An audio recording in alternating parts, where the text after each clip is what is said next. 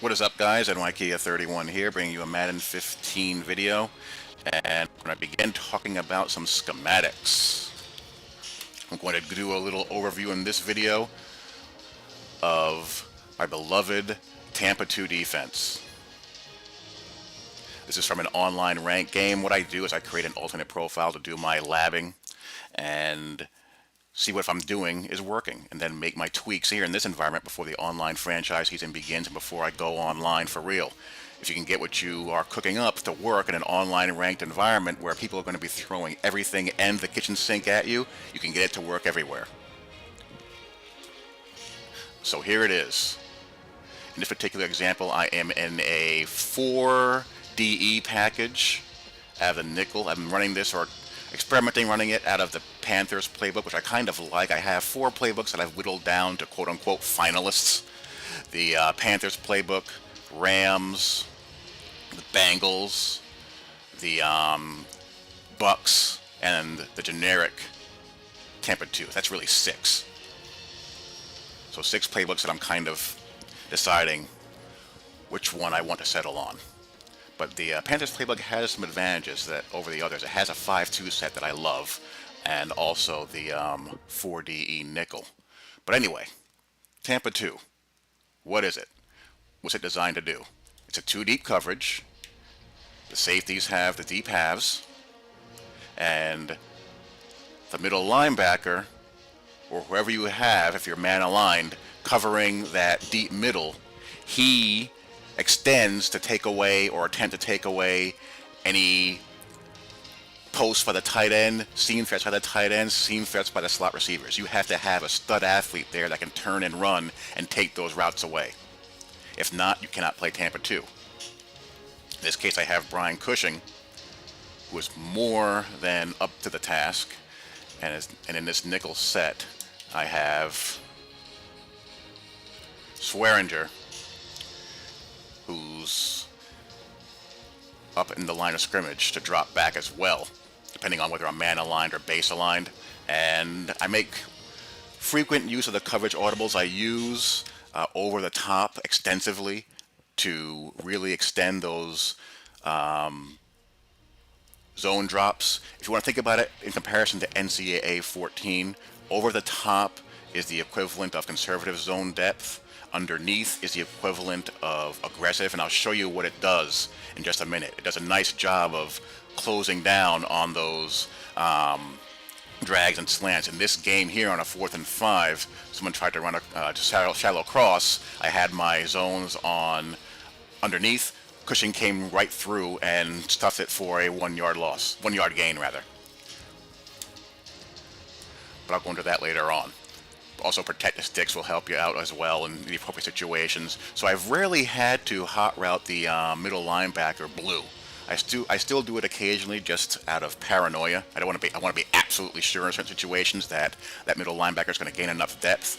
But I've been having success playing on J.J. Watt and wrecking shop, and also in this game, as you can see, I'm highlighted on Cushing. I'm using Brian Cushing. So let's get to it. In this set, I have my speed guys in. At one defensive end is Brooks Reed. J.J. Watt is playing the 3 technique defensive tackle. Ricky Sapp, speed rush specialist. For you online franchise guys, whether you're in a straight online franchise or a fantasy drafted one, find a way to swindle Ricky Sapp away from somebody. He is one of the best pure speed rushing specialists in this game. He can't do anything else. He's a 65 overall for a reason, but he's got 84 speed, a 91 acceleration, and an 88 finesse move. A very good situational pass rusher for 3-4 or 4-3 in, that kind of role. And I also have Jadeveon Clowney.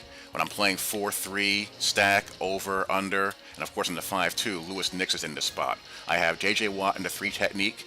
3 technique lines up on the inside shoulder of the guard. Inside shoulder of the guard, outside shoulder of the guard, inside shoulder of the tackle. He has to be a penetrator. He's got to be strong enough to hold that gap, quick enough to shoot through it, and also he's in a much more favorable position for a one-on-one matchup with an interior lineman. He's much harder to reach for double teams without causing a lot of stress elsewhere. You double team him with a tackle, that leaves a defensive end one-on-one with the back, which I'll take any day of the week. You double team him if you try to double team him with the center, and that leaves Ricky Sapp with only needing to do a hard inside move to get right in the quarterback's face. And you also have Clowney here on the outside. Now Denver has one of the better pass blocking right guards and left tackles in the game, so it was a little bit tough to consistently apply pressure in Manning's face in this game. But I have enough pass rushing specialists to situationally substitute in the game to give me more options and still cause some pressure. Watt still did his thing at times in this game, he just didn't get home. And of course against the run, he's a force. But Lewis Nix will play the one technique. He'll be either, depending on alignment, lined up head up on the guard, or he'll be on the outside shoulder of the center and inside shoulder of the guard. And he is the man mountain, the guy who needs to absorb double teams, take up space, and be hard to move. Corners have to gain width and depth to help constrict that sideline throwing lane. The vulnerabilities in the Tampa 2 is that hole between the corner and the safeties, the shallow area when you have the middle linebacker doing the deep run through.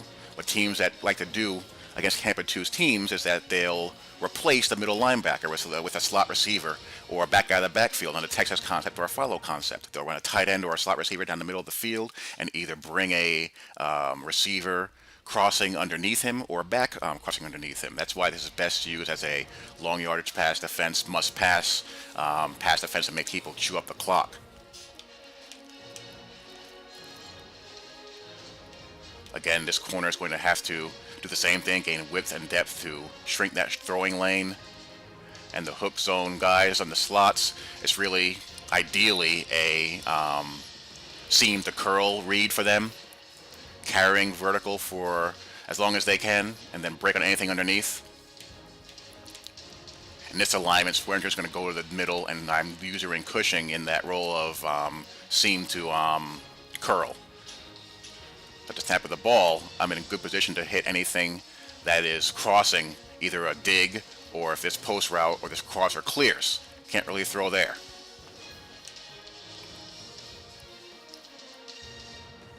And he's in that seam to curl area. Nothing. Swearinger brackets this crosser. This crosser is bracketed.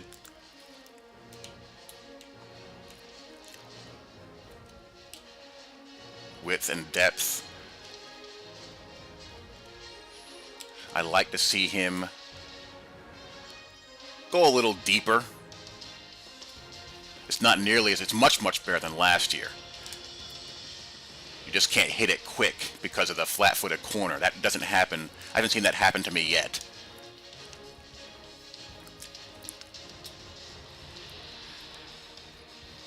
And the safety here is bracketing that. That's what the over-the-top coverage audible will help you do as well. So that's nothing there.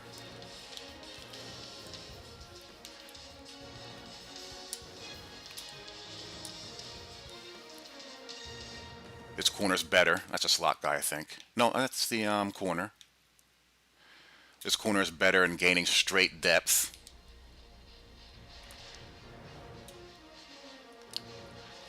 I like to see him stop being flat-footed and keep on squeezing it. You still will occasionally see the flat-footed defender, but at least that buys time for the safety to get over. And when the ball's in the air, he's going to break and get the INT. And on the pass rush, Brooks Reed with the inside rip. Nicely done. That's what you need. You got to have pass rushers here. Watt gets stoned by Vasquez. He's a stud. His block, his pass block rating is about a 95 or 96. They got good protection here at left tackle as well. Clowney doesn't get in this time. But overall, not bad. I still want to see the flat-footed defender die a permanent depth. death. I'm looking at the corner. I'm thinking depth. That's why I said depth instead of death. But I'd like to see him continue to sink a little bit more. But overall, it's working very nice. And I get the INT.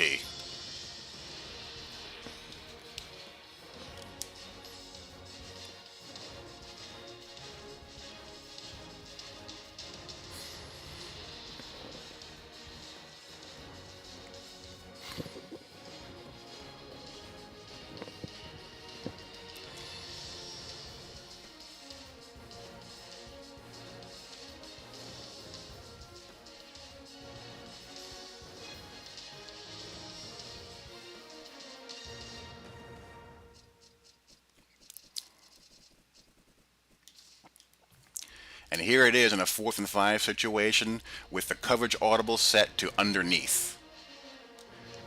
4th and 5. He brings a shallow cross. 1, look at how much tighter he's going to be playing this angle route here. 2, watch how fast Cushing closes on it. Boom, denied. They're going to break on those shallow crossers much quicker with the underneath coverage adjustment.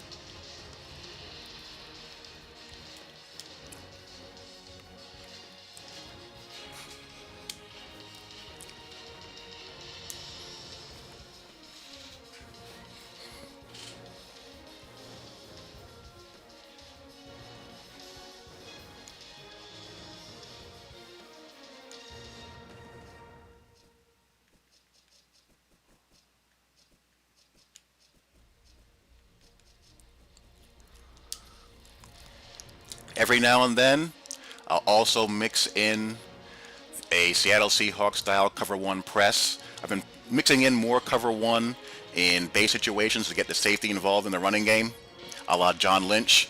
Here I'm in cover 3 press. Looks like cover 1 press pre-snap, but the corners are going to bail.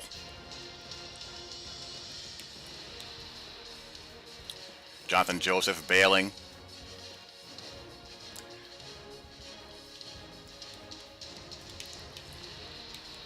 Kareem Jackson up in press, bail. He maintains his leverage. I believe I'm in protect the sticks here. You can tell by the depth of the curl flat zones if you're in protect the sticks or not, or over the top.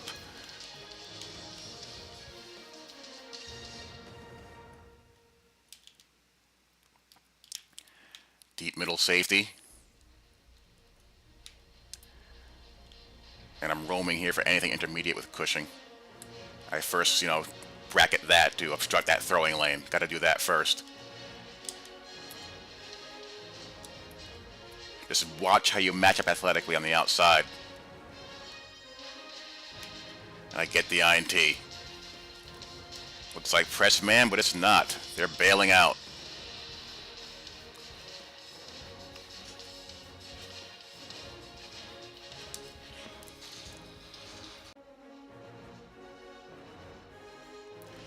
This is 4-3 under. This is 4-3 over. Not over. This is 4-3 under. Sam 2 blitz. Under front. You see Watt here, who I'm using in a 3 technique. Nix has the nose. Reed has the 5. Clowney playing my 7. What I do here with Watt. Jeez. It's a cover 2 hard blitz. It's a 5-man rush. I'm playing under to hug those shallow crossers tighter. Ball's already thrown. And we have a cover 2 hard here. I don't like this one-handed jam. It just looks wussy. Safety over the top.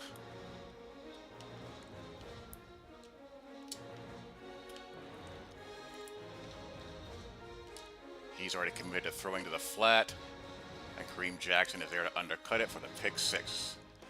It's a nice play to mix in some zone blitzes, both for running and pass situations. Same play, but from an over. And you'll notice I always have Clowney in the 7 and Watt in the 3 when I'm in a 4-3. I go through the substitution menu and always make sure that they're there, as well as my buck linebacker, who is my strong side backer, quote unquote, the left outside backer in the 4-3 stack. 5-man rush. I'm playing underneath, coverage audible. That little stick is gone. The flat is gone.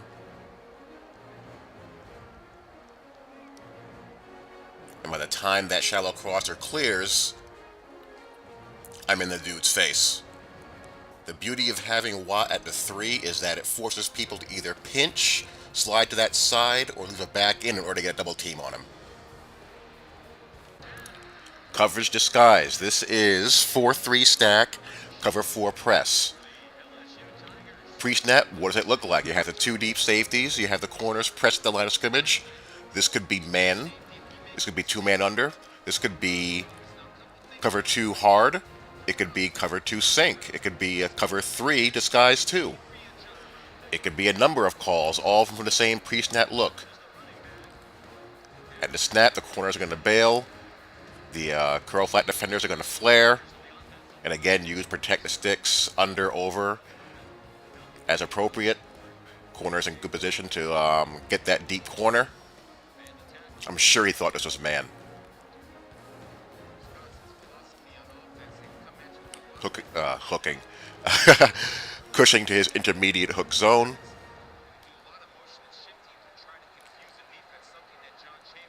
And the safety will be there to bracket that dig. So he's all kinds of confused. I beat the guard with Watt. Again, the beauty of having Watt in that spot is that you're going to have to slide protect to the right to get a double team on him or keep it back in to block. But that will free up Nix. And I also got Clowney, who's a freak, on the other side, and I'm in QB contain. I flush him out, and there's Clowney. That's disguised coverage working to a T. I'm positive he thought this was man coverage. But nope. He either thought it was man coverage or cover 2 sink.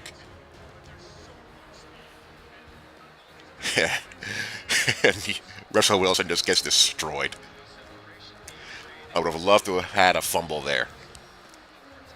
That would have been sweet, but hey, I'll take it. This is double buzz. Double buzz is basically an inverted cover 2. You're going to have a middle linebacker run through, and the corners are going to be playing deep third, and the safeties are going to come down as robbers. We saw this earlier.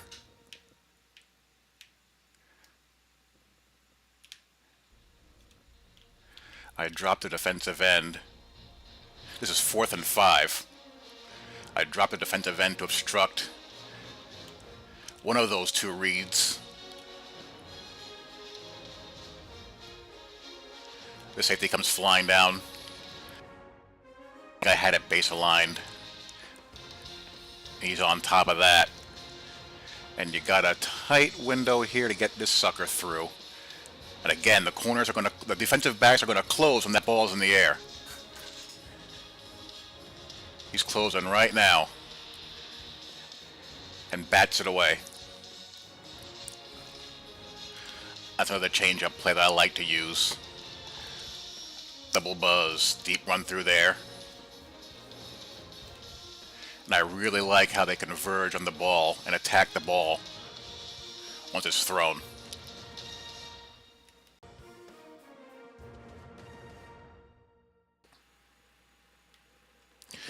Sam fire 2 with the Bears over front, and I have the coverage audible for underneath. 5-man rush. Forces the stick route in there. And it gets jumped, folks. And he's going a long ways. This is actually a backup. I usually have Briggs there, but Briggs got tired. This was a no-huddle situation, and some of my guys were gassed. No, Briggs is out there. Who the heck is this? Oh, DJ Williams is not out there. No, he's... No, that's Bostic. I get Bostic and Williams confused. I don't know why. But here's Briggs.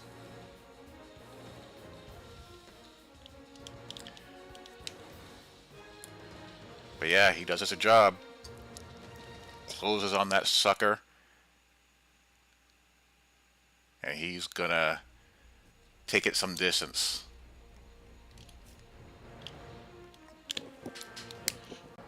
Something a little bit more exotic from the zone blitz front. This is a zone blitz out of the quarters. It's a disguised look. Again, two deep shell, corners pressed up. Could be two-man under again. Could be covered too hard. It's a too high look. On this part of the field, I'm in the underneath coverage audible. You see the alignment there. The strong safety is going to drop to a robber. And the fourth and fifth rusher are going to be defensive backs. When I actually do get the ball snapped. All right, here we go. Again, the underneath coverage audible is going to help squeeze down on those shallow routes there. You see Cushing just sitting there waiting to hammer somebody. Strong safety is coming to rob, real aggressive.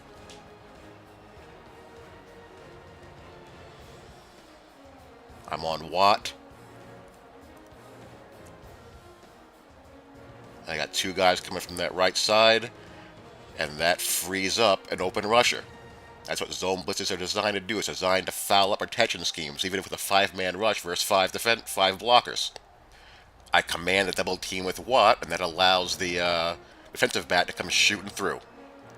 And you see those hook zones nice and compressed. And down goes Russell Wilson. That came in nice and hot.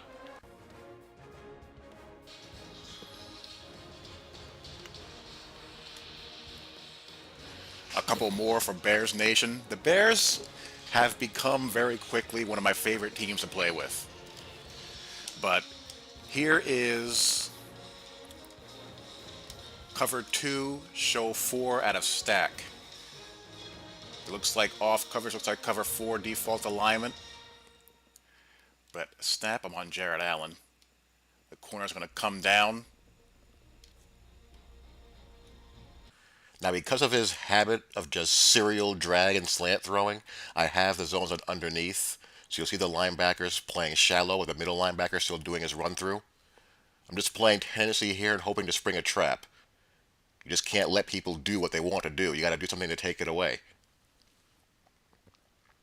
So he obstructs that by redirecting them before going to his zone, which is fine.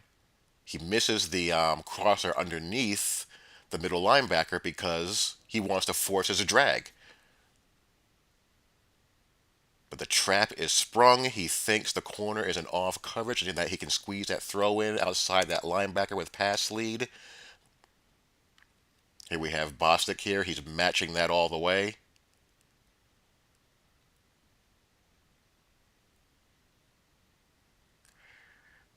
And the corner is going to come down and spring the trap.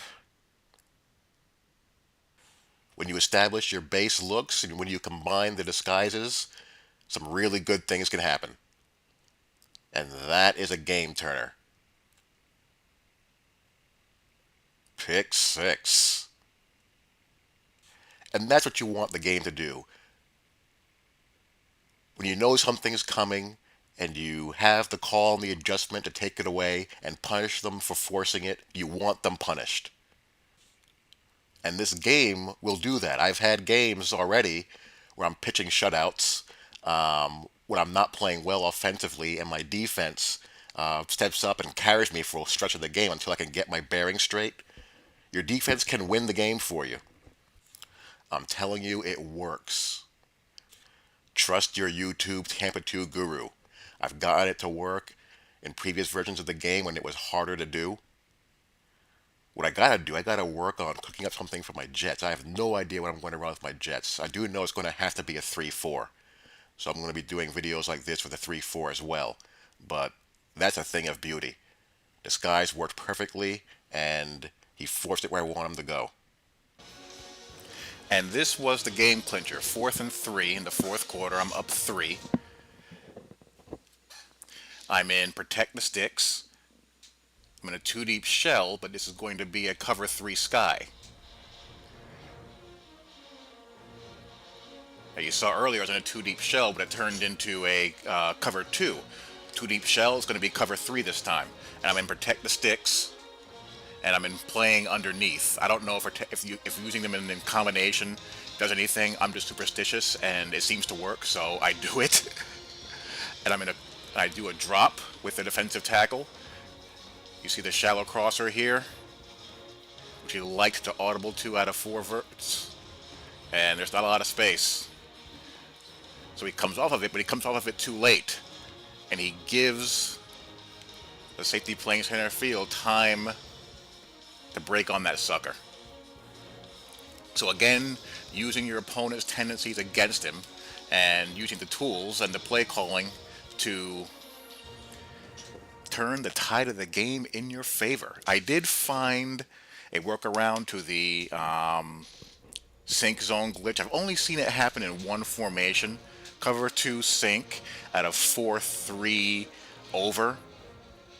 So what I did was, if I want to play cover 2 sink at a 4-3 over, I just add it to my audibles. I come out with something else and audible to it, and it's fine.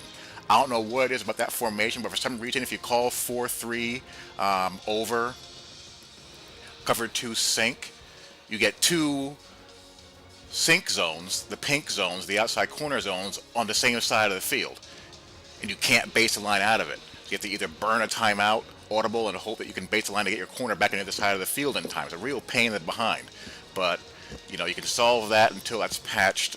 If it's patched, hopefully it is. I would imagine it would be. It's a pretty drastic thing not to leave in the game. But what you can do is you can have 4-3, cover 2 sink out of the over in your audibles. Come out and, say, I don't know, anything you want, and then audible to the cover 2 sink. So that is a little bit of Tampa 2 talk and some demonstrations via replay of live online games. And I will go into more as far as depth charts, putting the players in the right spots. It's so important to do that. Once you get that down, you'll be seeing a lot of good things. And I'll be posting some of these lap games I've been playing online as well, so you can see who's going where when you're doing your substitutions. Hope you guys enjoyed, and I'll talk to you all later. Peace.